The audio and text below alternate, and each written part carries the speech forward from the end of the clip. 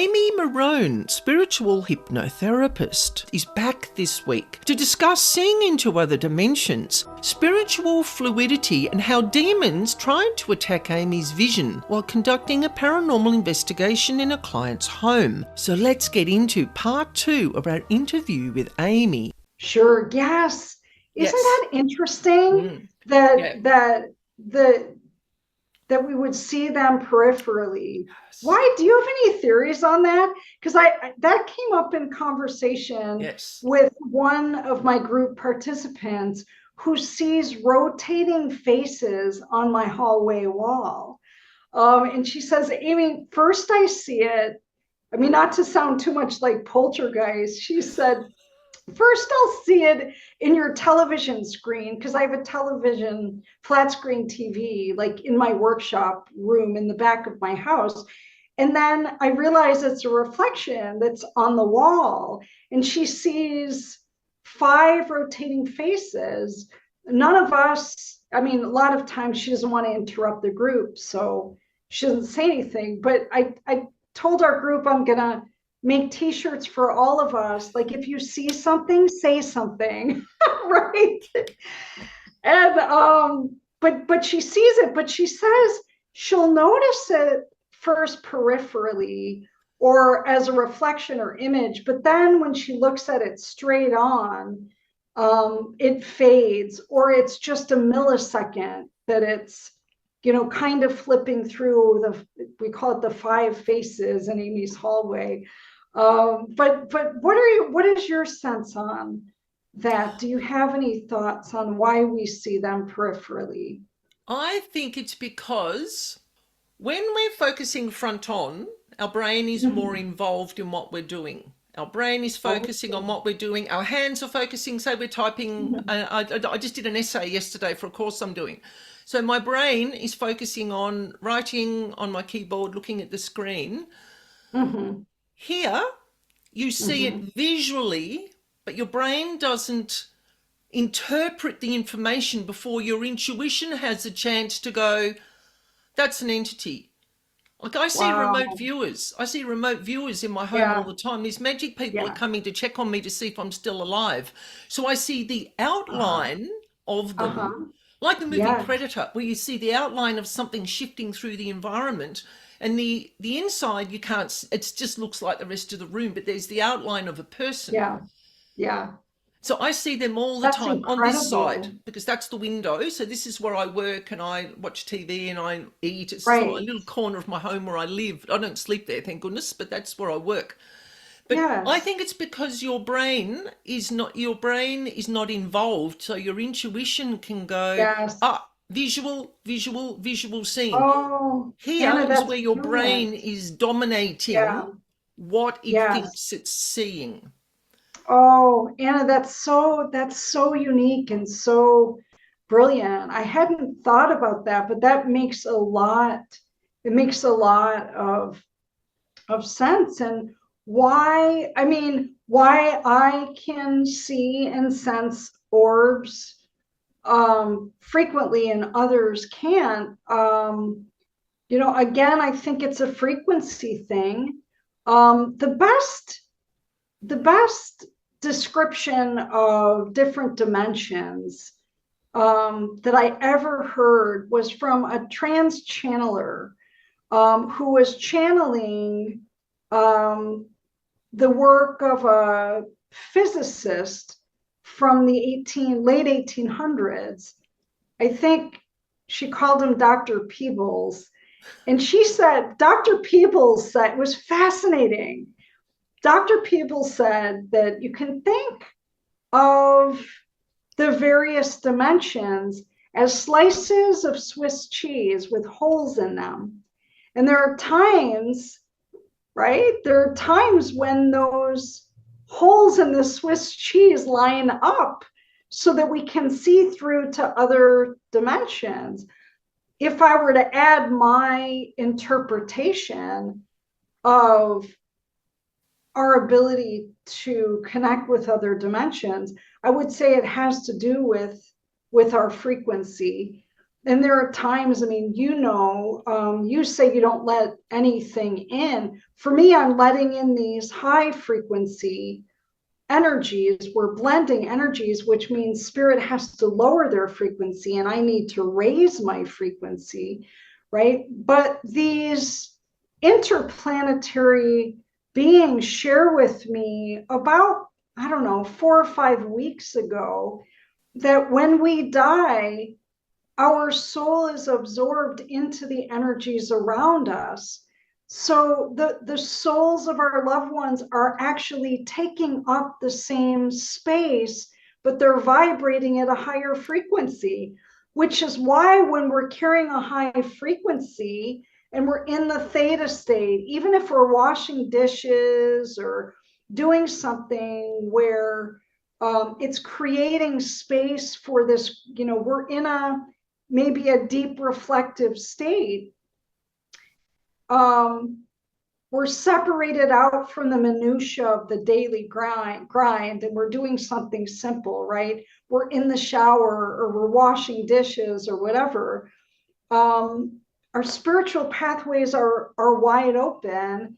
And if we're focused, we can smell the fragrance of our loved one, or we may hear their whispers or feel a light tap, or whatever the case may be. And these higher light beings from another planet explain something that to me makes a lot of intuitive sense of why we're again taking up the same space. We always think, the child in me thinks of the dimensions like this, and the higher dimensions are above us.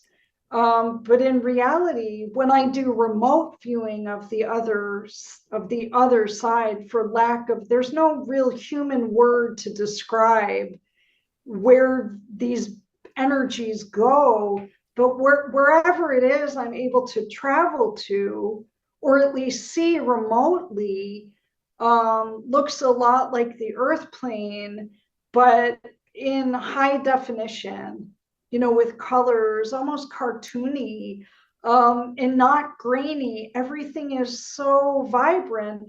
But what I can see in my relatives is, they live in these, I saw like for lack of a better word, a pod, these little bungalows around this golf course with the lake in the middle. So, it's got a lot of the same elements of earth, except that energy there can be manipulated through the mind and spirits don't need to speak.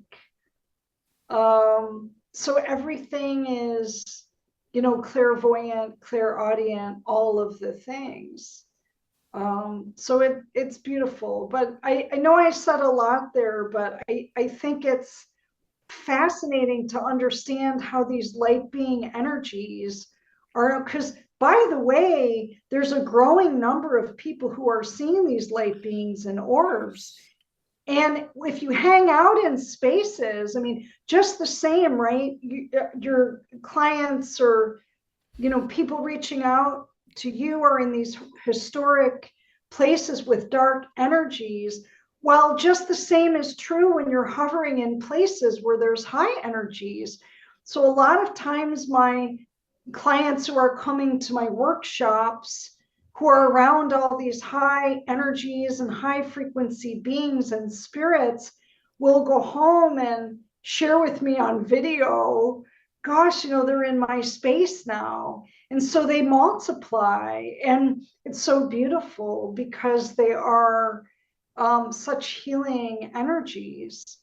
And they're helping my clients, recalibrate to a higher frequency and be able to navigate, insomnia and, anxiety, and all those lower frequency energies are being, diluted or released, back into the ether, so to speak. So I always say where your attention goes is what you would draw to you. Yeah. It's that old manifesting secret. So if you're interested in the dark paranormal, that's what you're going to get. If you're interested in the light beings or the cosmic beings, galactic beings, whatever you call them, You're putting out an invite.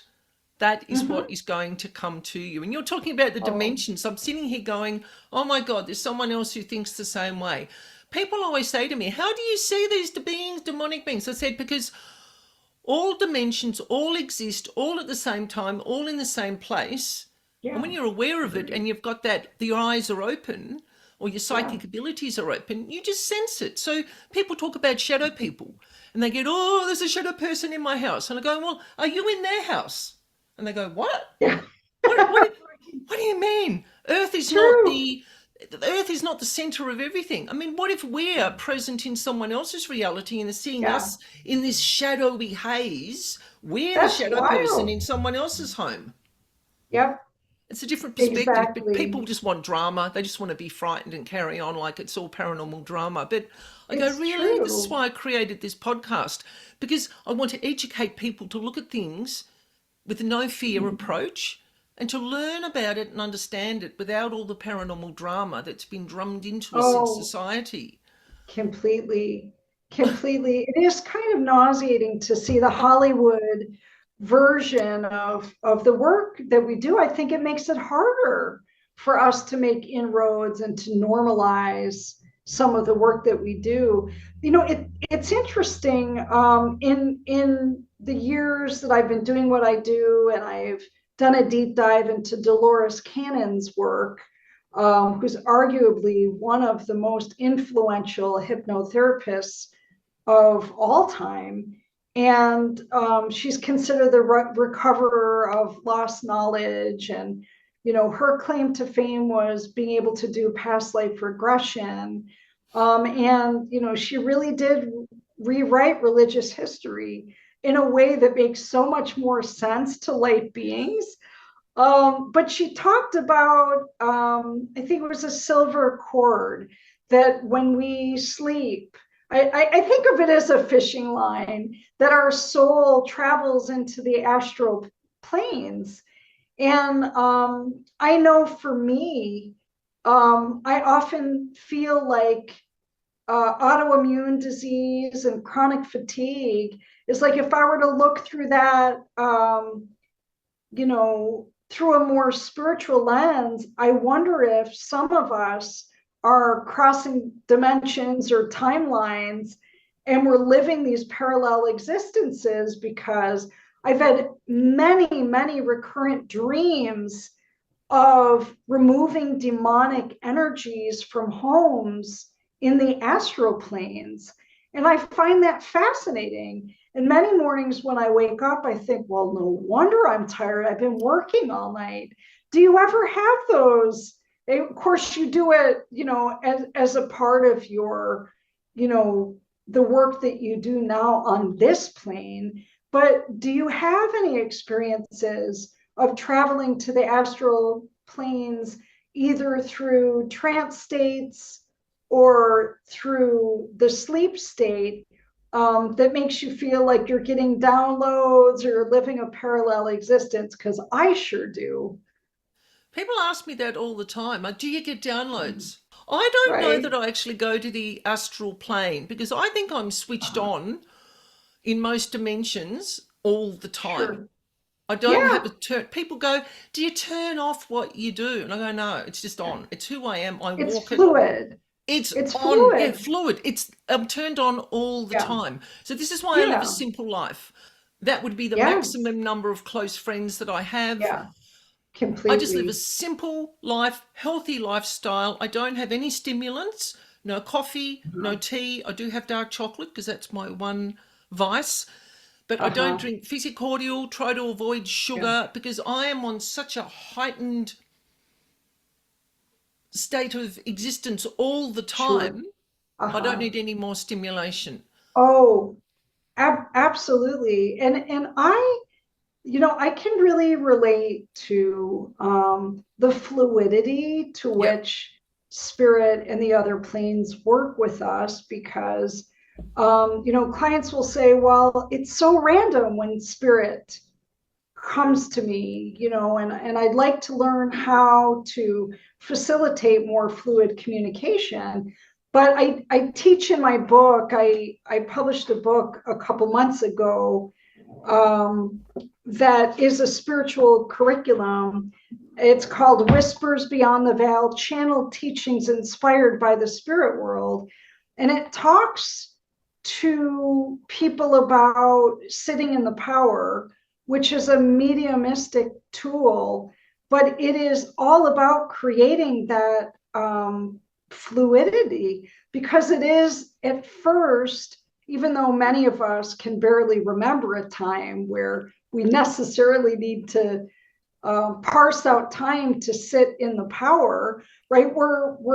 We have days where maybe we meditate or go into a trance state, but for the most part, the time it takes us to get from here to there and create that communication link, it's so fluid. It happens, it's like they know we're up in the morning, we're making our coffee or we're taking a shower, and that conversation begins, right? And because we're open throughout the day, through our work, it doesn't necessarily have to wake us up, or we don't always have to travel to the astral planes, because those energies we're constantly channeling, those energies are moving through us.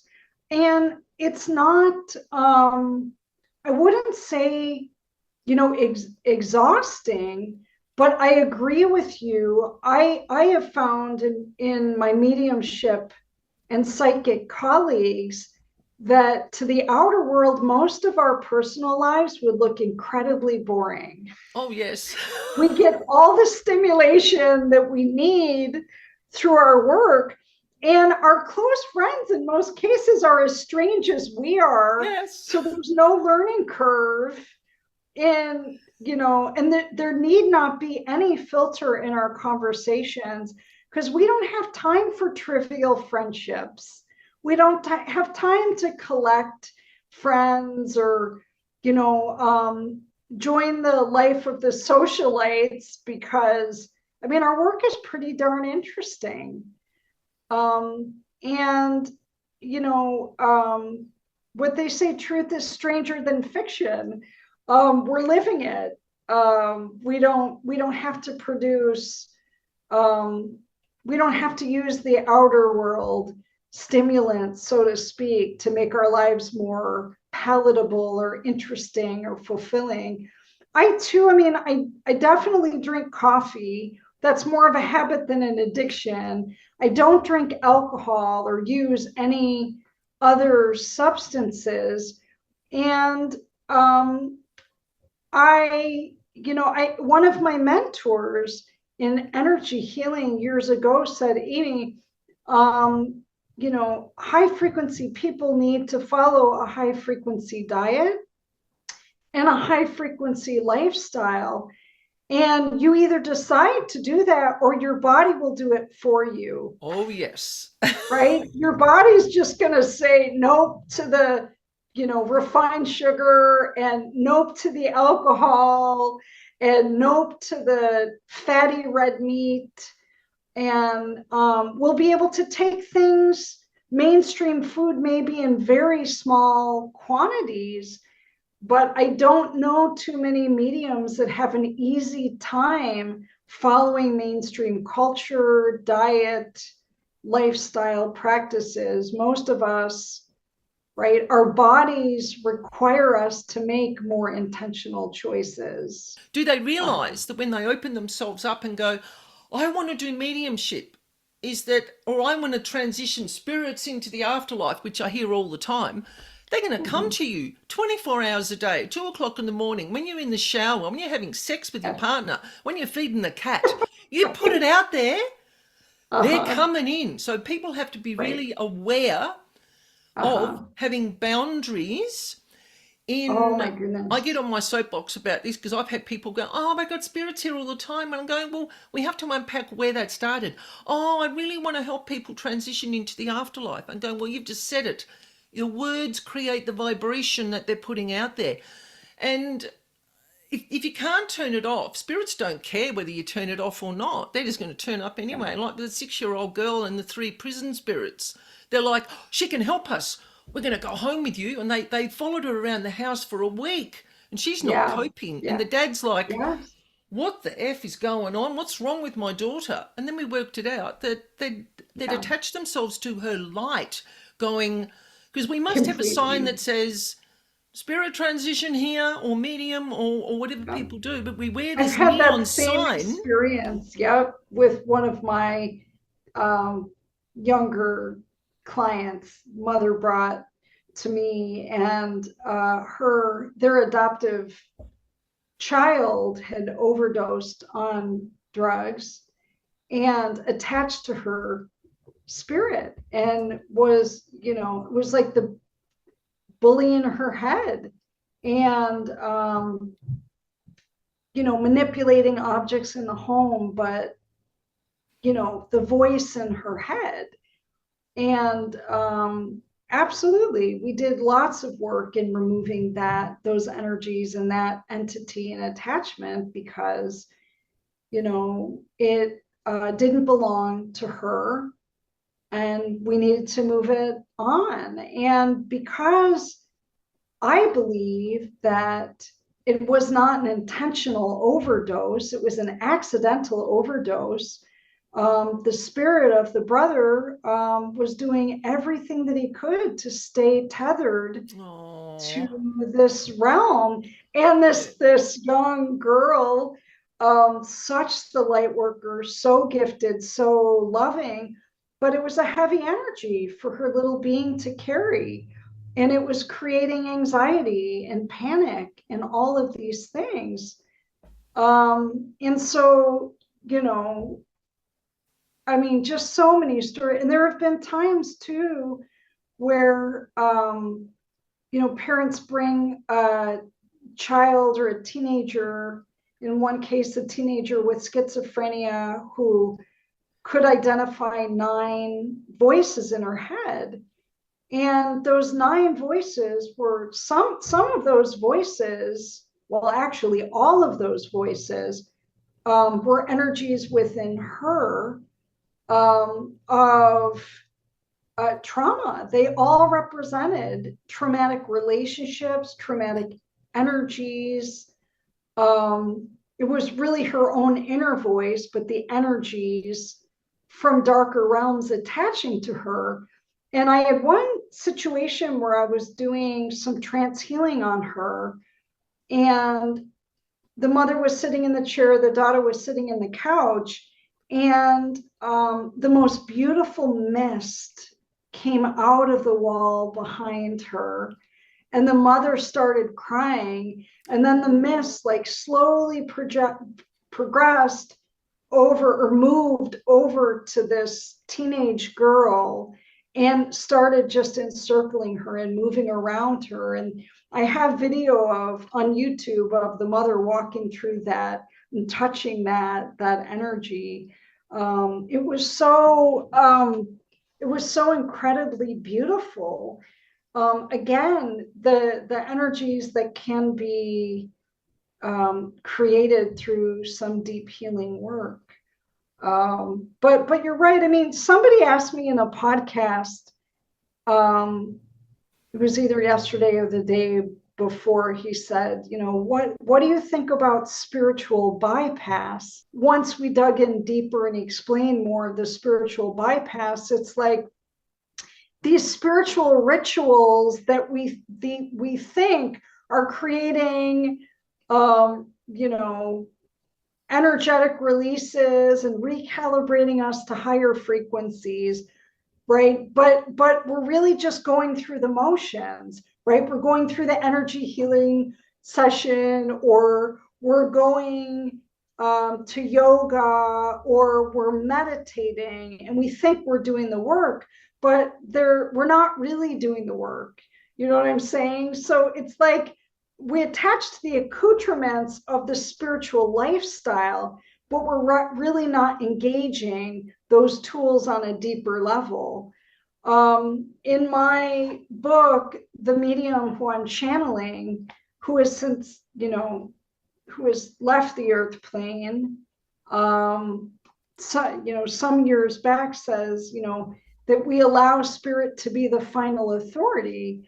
in the work that we do, even in the sitting circles. I can read all the books about, the best protocol and the best tools for calling in the spirit. But who's in charge here? Well, in a lot of ways in these higher realms, we work for spirit. And so the final authority about like the tools and the protocol should come from our collective spirit team, not from what other sitting circles are doing.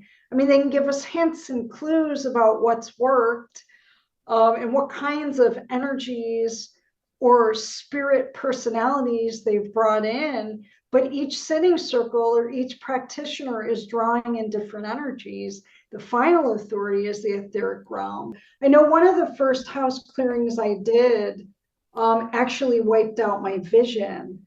I get these optic migraines, and it was earlier in my career, and I should have known better, just given the level of paranormal activity in the home, the door slamming, and I mean, just some, I just call that spiritual energy like the complete nuisance, the flashing lights, for me in the work that I do, that would be the outlier. That wouldn't be the most likely scenario that I would walk into, is the darker energy. But in this case, a friend and I did more of, we call it a stakeout, because these energies are heightened in the evening hours. So we convinced the owners to spend the evening out, and stay someplace else so that we could have access to the home during those twilight hours of heightened spiritual activity. But I remember coming earlier in the evening in the late fall, maybe early winter, and I walked into the back of the house, and I said to my client friend, I said, are those blinds polka dot? They're so weird. And she's like, no, Amy, I don't see what you're seeing. And I'm like, I'm seeing these dark little holes, and it looks like they're polka dot. What a strange design. And then I realized that the energies were so dark that they were creating an optic migraine. And when the optic migraines hit me, they hit me on a cellular level to the point where I can't bend my hands, and it starts like taking deep breath, and I can lose my speech. So I remember digging frantically through my purse for my migraine medication, and I held it in the palm of my hand. I don't know why they put the emergency medications in packaging that's so hard to open. But I said, can you grab a scissors and cut that open? And I popped the migraine pill, and it took about maybe 15 or 20 minutes now to get back, to have all my faculties, my speech, my vision, everything. But then I realized, I turned to her and I said, it's going to be a long night of clearing these energies. We were able to clear the energies, but now I know better. I mean, I absolutely pack all my emergency meds and everything. But I now know how to do a thorough intake before I enter the space, so I get a sense of the kind of energies that I'm going to be dealing with in a space. And that's never happened since. I've certainly got the stomach ache and maybe the headache. Sometimes if there's been a death in the home, right, I can feel subtle symptoms, physical symptoms of the being before, their soul transitions. I've had that experience with people who have had different cancers, and I can tell where the cancer sits the heaviest in the body based on the physical symptoms of my body. But you're right, it takes a lot of energy. Can I share something? Yeah. Demons told me this once, that they talk to me. They do the same thing up here. That must be that point of communication. They love what they call fresh meat. This is people that go into homes that don't have an awareness of how to work with demonic entities, and they will take you out, whether it's mentally, emotionally, physically, attack your chakras, your meridian lines, your optical nerves, or your voice, or they'll give you a heart attack if that's where you've got a weak point. That's what they'll go for, because they feel threatened. The poor little babies, the poor little darlings, they feel threatened by us mere humans, because we carry this vibration. So whenever I'm getting ready to go into a home, I've got the floor plan. They already know, because they've been listening to the Zoom call. We'll have issues when I talk to clients with emails, Zoom calls, everything. And I'm like, they're just listening. They're getting ready. They're getting their knickers in a twist, because they're going to have to move house, because I'm going to clean out all the energy that they're used to feeding on for the last, 40 years. I state, I have a very legal way of doing it, is that I'll stand at the floor plan. I always go in through the front door, whether I'm working on a house here or in Bulgaria or wherever in the world.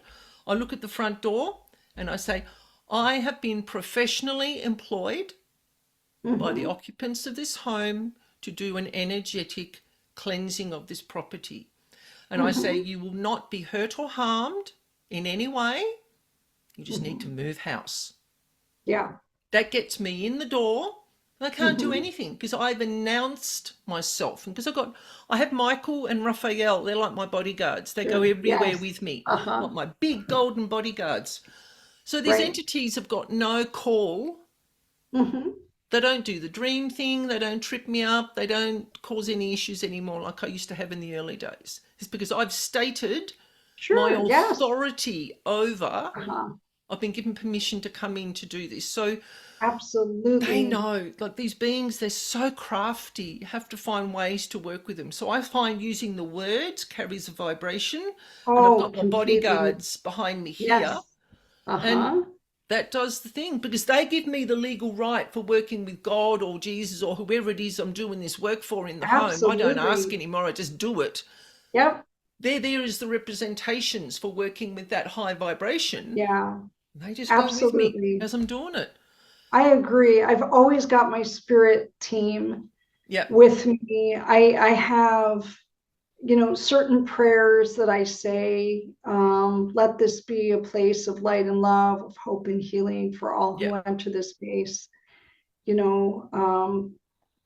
Connect with the glory of the higher realms. And, and I call out every energy I encounter, lower frequency energy. I call it out and I ask spirit team to remove those energies, the energy of anger, the energy of sadness or resentment, depression, illness, mental illness, physical illness. We just go through the layers of everything that is detected in the home. And then I ask those energies to be replaced with the energy of divine source. And, again, placing angels in the home.